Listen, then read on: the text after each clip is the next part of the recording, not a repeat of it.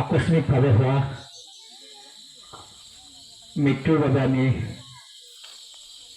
শ্ৰদ্ধাঞ্জলি অনুষ্ঠানটি আমি অনুষ্ঠিত কৰিছোঁ। যদিও আমাৰ মাজত আমাৰ ভগৱান যুৱ প্ৰজন্মৰ পৰা বৃদ্ধলৈকে প্ৰত্যেকজন অসমবাসী তথা পৃথিৱীৰ হিয়াৰ চুকে কোণে নিৰ্ভেজাল মৰম ভালপোৱা বিলাই যোৱা আমাৰ অতিকে মৰমৰ শ্ৰদ্ধাৰ জুবিনদাৰ সেই মৃত্যুক আমি ইমান সহজে মানি ল'ব পৰা নাই যদিও যিহেতু মৃত্যু আমাৰ এটা চিৰন্তৰ। সেয়েহে যোৱাকালি অৰ্থাৎ 18 নৱেম্বৰ 19 ছেপ্টেম্বৰ তাৰিখে ঠিক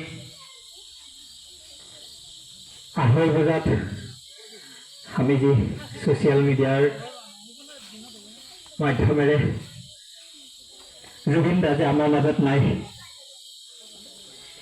এই খবৰটি পাই সঁচাকৈ আমি বৰ মৰ্মাহিত হৈছোঁ। কাৰণ অসমত আমাৰ এজনে আছিল সিংহ, তেখেতে আছিল আমাৰ অতিকে মৰমৰ শ্ৰদ্ধাৰ জুবিন গাৰ্গ, আমাৰ জুবিন দা। গতিকে তেখেতৰ এই মৃত্যু আমি অসমবাসীয়ে সহজভাৱে ল'ব পৰা নাই। সেয়েহে আমি কুহিয়াৰকুছি যুৱ মঞ্চৰ তেখেত